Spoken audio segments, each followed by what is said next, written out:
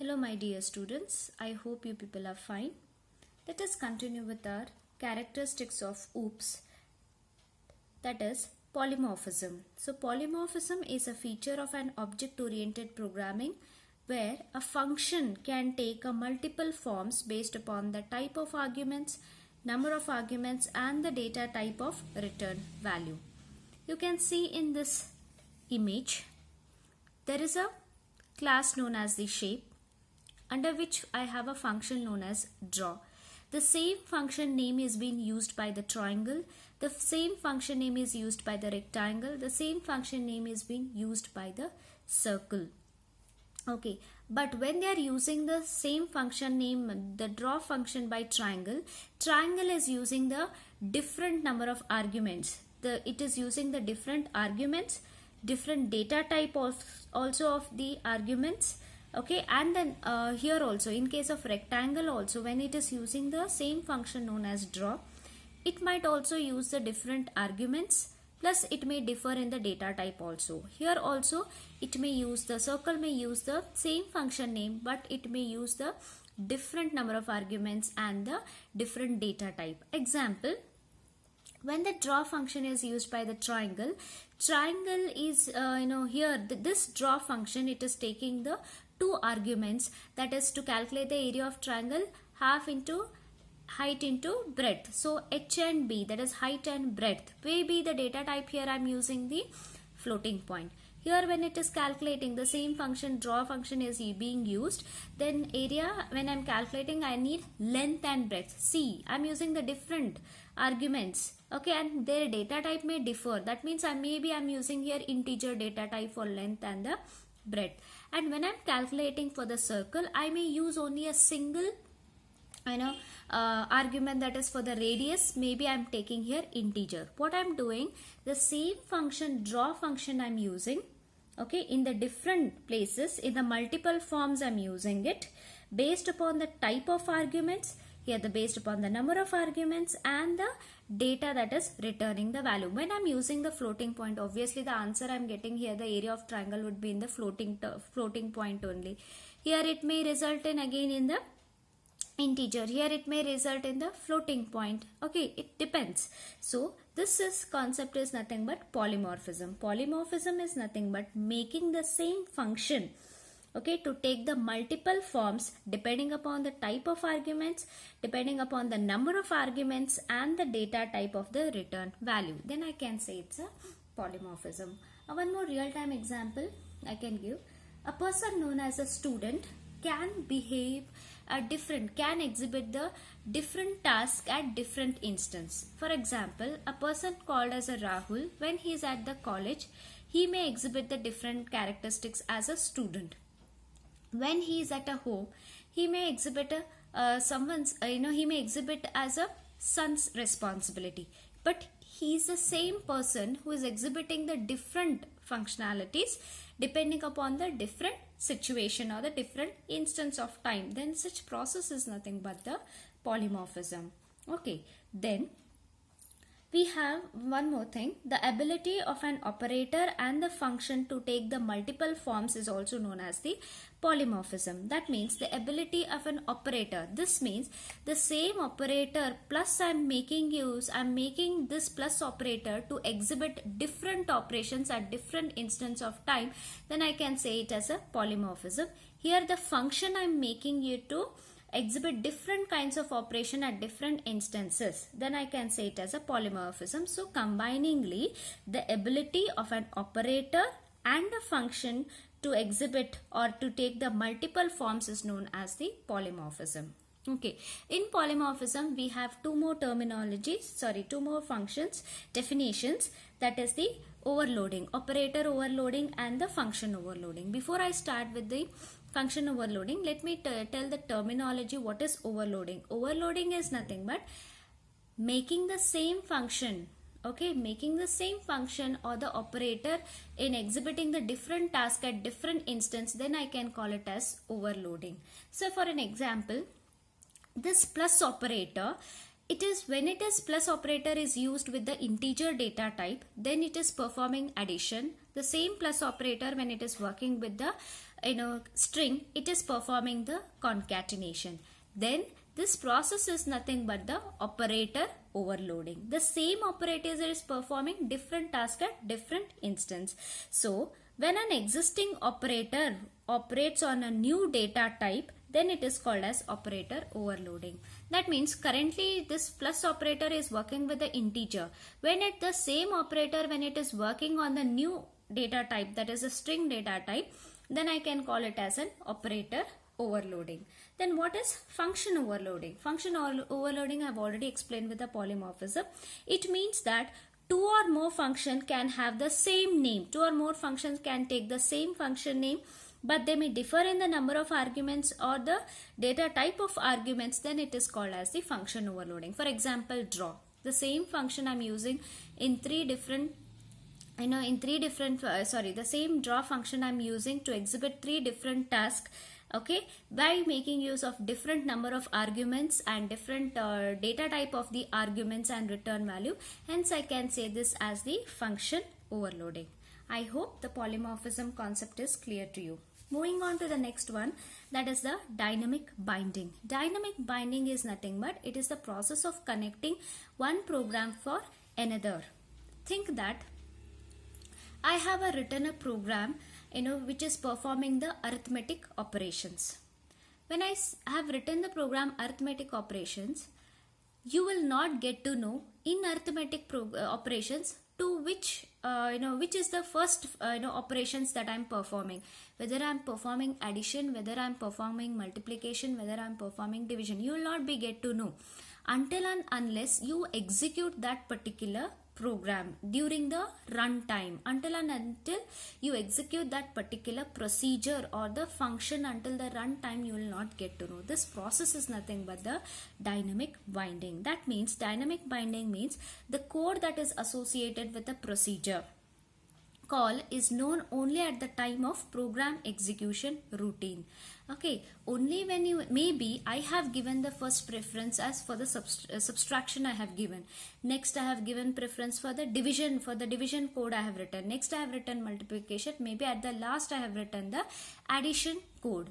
So you will not get to know until and unless you execute that particular procedure. Procedure is nothing but you execute that particular function.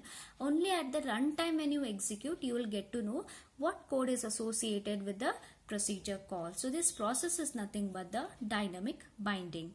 Moving on to the last characteristics of OOPS, that is the message passing. A message for an object is the request for the execution of the procedure. Means usually, think here as an example, college is a object name, marks is actually the function, and result is the information. This is the actual information that has to be passed to a function known as the marks with the help of the object. We know that the functions are nothing but the member functions of the class. Member functions of the class cannot be directly accessed, and we can access the member functions only by making use of the objects, which I have already explained.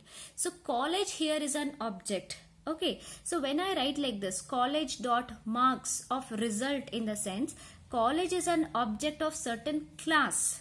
Okay, maybe I can take a class as the I can take class as an organization, or I can take class university. I will create a college as an object for that particular university, wherein that class we have already a member function known as the marks. Okay, when I write like this, message passing involves specifying the name of the object, then the name of the function and the information to be sent to execute this particular function. Then it is called as the message passing. I am actually making a request for this object to execute a procedure known as the marks. So in our previous example here, in this example, when I was explaining about the classes and objects, here I have created an object known as yes, right, for the class known as the student. When I make a function call that is yes.getData, now this is actually the message passing. Now here my getData function doesn't have any kind of argument, hence I'm not passing any information. Okay, if I had here if I had written get data int, okay, if I had written get data int 555 comma then char Rahul, if I had given, then I would have passed, then character, sorry, get data int comma char if I had passed as an argument, then I should have written as message passing as yes dot get data 555 comma Rahul. Then what actually I'm doing? I'm specifying the object name, then I'm specifying my function name, and then I'm passing an actual information to be sent. So when s dot get data 555 Rahul, if it is encounter, it will go to this particular function. Wherever register number, it will replace with 555. Wherever name is there, it will replace with Rahul. Understood? This process is nothing but message passing. That means I'm requesting this object known as s in order to execute the procedure known as get data by passing the information. This is nothing but the message passing. So this actually completes with all the characteristics of the OOPS. Moving on to the next topic, that is the advantages of OOP. So the first advantage is here, the programs are modularized based upon the principle of classes and objects. That means, so any program which are being written without the usage of classes and objects, you can convert, you can modularize it based upon the principle of classes and objects. For an example, write a program to find the factorial of a given number. You can write this program without using the classes and objects. So this kind of a program, I can modularize it by applying the concept of classes and objects. Fine. Then, linking code and objects allow the objects to share the common code, which reduces the code duplication and the code reusability. That means, we said that you can link the object with the code to execute. When I say that yes dot get data, what exactly you are doing? You are linking the code with an object. Okay, that is helping the object to share the common code, and it is also helping you to allow for the reducing the code duplication and code reusability. And each class can have more number of objects, any number of objects it can have. So those objects can share the same data. Say for example, when I had written like a student, yes was an object that was created for a class that is student. I can even write student yes comma st. So one more new object I have created, that s and st are sharing the same code. Okay, instead of rewriting the code for the st also, same kind of register number, name, get data, print, instead of rewriting the code, so the objects are sharing the common data that has been written, hence it reduces the code duplication and allows for the code reusability. Then data is encapsulated along with the function. This process is nothing but the data encapsulation. Because of the data encapsulation, what happens? Both the data members and the member functions can be combined into a single unit known as the class. Now, why this data encapsulation is required? Because they are providing security so that your data cannot be easily accessed by the outside world. Only the members of that particular class can access the data members. Hence, the data encapsulation is required. Then, inheritance minimizes the complexity. As I have told, inheritance is nothing but the process of acquiring the properties of one class from another class, or process of forming a new class from the existing class. So suppose your father is a singer and a son is and a mother is a dancer. When a child class is being created, a child can inherit the properties of both the father and the mother. He can be a singer plus he can be a dancer. You need not to rewrite the code which has been there in the father and the mother. By default, the child class will inherit the properties of those father and the mother class, which will reduce for that code duplication, and hence it will minimizes the complexity. Then next is concept of data abstraction separates the object specification and object implementation. Now what is this data abstraction? Is nothing but it's a process of representing the essential features by hiding the background details or the explanation. That means what? This object specification. So in case of mobile, only what is the necessary thing that is required for the user will be displayed in his mobile. Otherwise, all the implementation, how the circuit is being designed, how the camera is working, how the signals are being converted, everything will be completely, that is what is object implementation will be completely hidden. Understood? Then code is easy and reduces the software development time. Obviously, when we are making use of the concepts like classes and objects, inheritance especially, the major advantage of using inheritance is the code reusability. Yes, dynamic binding, message passing, which will directly easily pass the message from your code to the procedure, so it will reduce the software development time when you are using the OOPS concepts. Then message passing makes the interface description with the outside system very much simple. That means message passing will clearly tell you, it will request the object which procedures to be executed and what kind of information that has to be passed to that particular procedure. Think that in your code there are three procedures.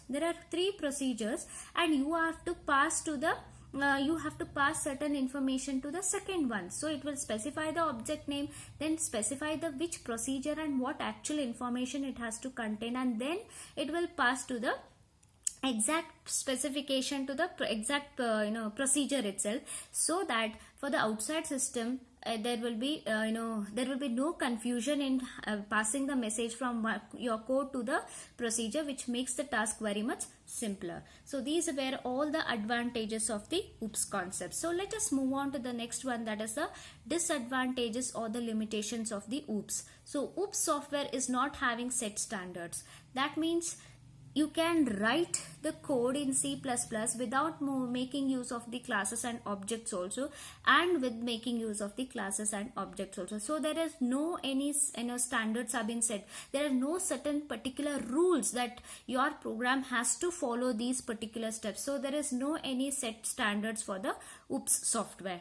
Then adaptability of flow diagrams and the object oriented program using classes and object is more complex process.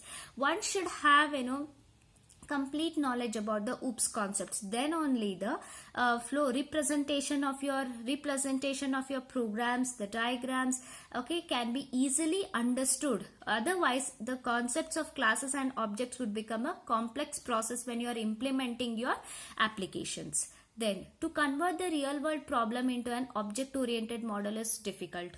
Yes, because we have seen so many, like when I gave an example of car. Okay, it's a simple object where we could able to understand what are its characters and behavior, right? Suppose if I have a difficult program, like I want to build a software for the medical shop where I have to implement completely about the OOPS concepts.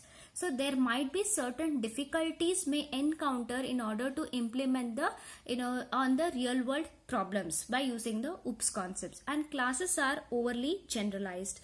Classes are overly generalized means it's a process of extracting the shared characteristics from two or more classes, and they will combine them into a single class. That means what? In case of inheritance, we have so many different kinds of inheritance, single level, multiple, multi-level, okay, different kinds of inheritance, wherein the OOPS concepts allow you to share the data between two or more classes. And you can make also classes as an abstract class just for the implementation. That's just for the specification. You can make the classes where you can just access the data from the classes. So the classes are overly generalized. They don't have any restrictions to access the data from the classes. So these are certain disadvantages or the limitations of the OOPS. Moving on to the last concepts in the OOPS, that is the applications of object-oriented programming. The first thing is the computer graphics applications. So application that is related to games or the images, in such kinds of applications OOPS concepts are being implemented.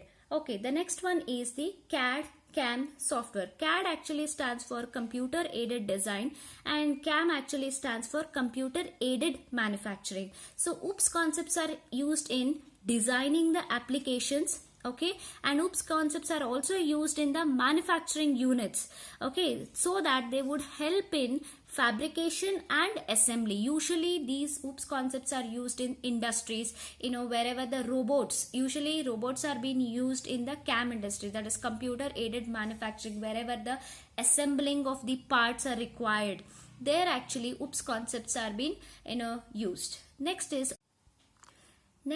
application is object oriented database. So there are certain database that supports for the OOPS concepts implementation, like data encapsulation, data abstraction, okay, inheritance. They provide a lot of security and code reusability. Okay, so such kinds of database are nothing but the object oriented database. Next is user interface design, such as Windows.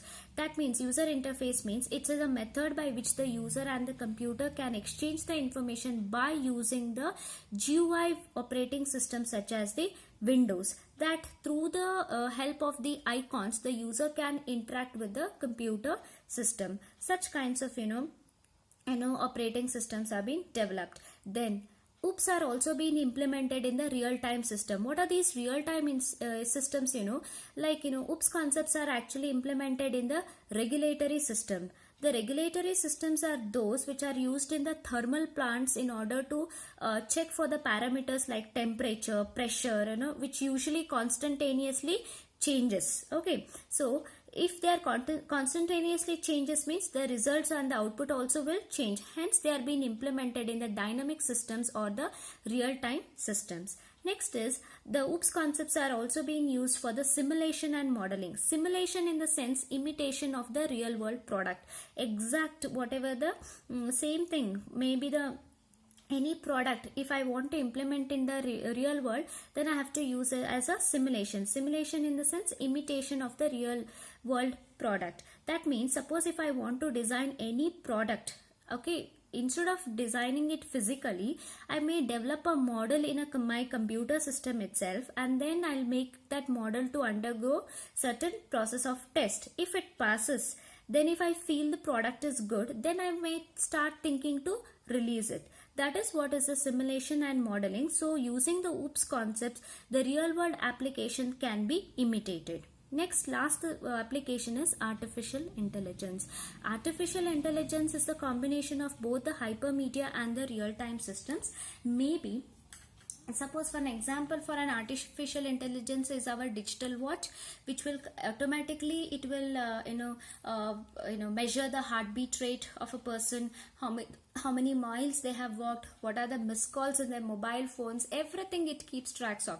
So in such kinds of digital devices also OOPS concepts are being implemented. Okay, so these were the applications of the object oriented programming. So this completes the OOPS chapter. I hope all the concepts in OOPS are clear to you. Watch the video properly, solve the assignments. Okay, take care of yourself. Thank you.